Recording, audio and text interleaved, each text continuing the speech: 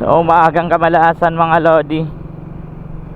So natusok pa ng bolt yung ano natin, yung gulong natin na tubeless. Hindi kinaya ng ano natin, ng sealant yung tumusok na bolt dun sa gulong natin. Ayan, nirunning flat ko lang kasi wala naman siyang interior mga lods. Then syempre bago pa rin yung gulong natin, kaya laban lang sa running flat pag ganito. So may counting hangin pa naman siya, nga lang hindi na kaya na may angkas. Grabe. Feeling ko malaking bolt to, no? Yung matalas na bolt, yung pang kahoy. Yun ang nakatusok dito sa motor natin. Mamaya tingnan natin mga lods kung gaano kahaba or kalaki yung natusok. Pati na lang, malapit na lang tayo dito sa may vulcanizing, no? At least mapaayos natin kaagad to. Dami mga kapila dito mga lods, pero goods na to. Subukan natin dito.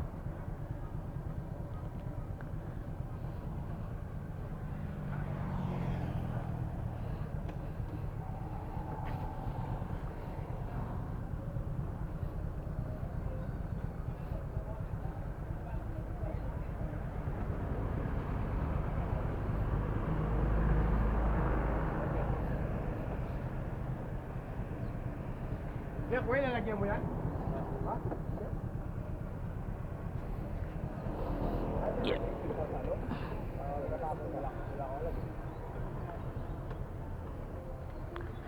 Flat sir? Ano tubeless? Oo. No? Ito lods, oh. Ito yung ano, yung tumusok. Laki. Ayan, oh. Laki ng tumusok.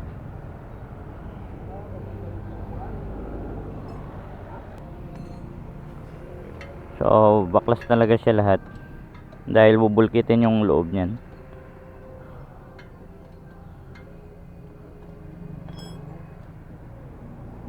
Kailangan talaga tanggalin yan sa lods, kasi kung di natin bubulkitin yung loob nun, masisingaw at sisingaw pa rin yan yung hangin dun sa butas ng nakatusok na ano. Ang laki kasi.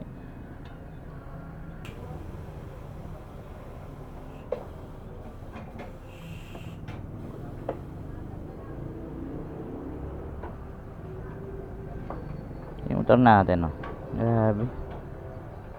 Nadali pa yun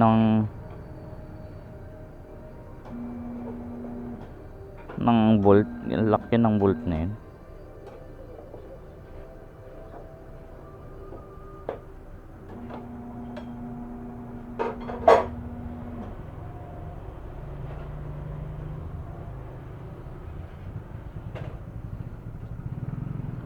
Laki, oh.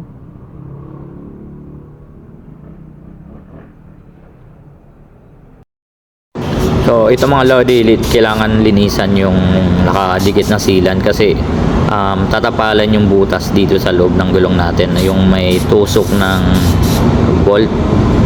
So kaya nililinisan ni kuya para mapatuyo niya yung may part na may butas. So didikitan kasi ng ano dyan mga lodi, bubulkitin nila yung loob.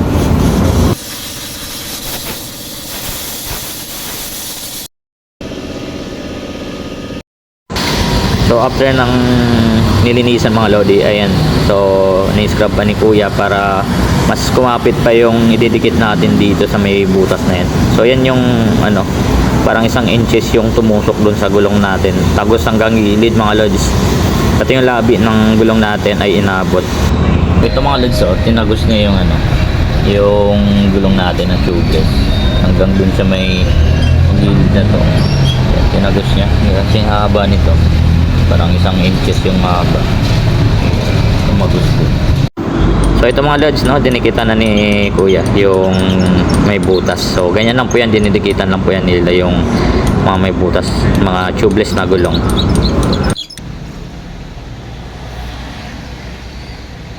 So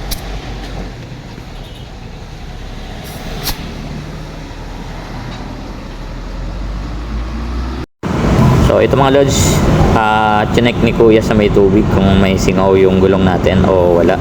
So medyo okay na rin, kaya pwede na naman natin i-long rides to.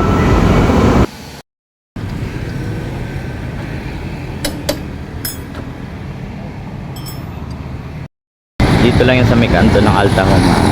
Ayan, yung kanto ng Alta Home. Ayan yung kanto. Then dito lang yung tayo ng bahay.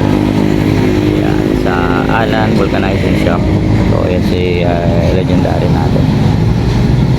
Diyan tayo nagbahay. So sobrang linis or sobrang ingat ng mga mechanic nila dito.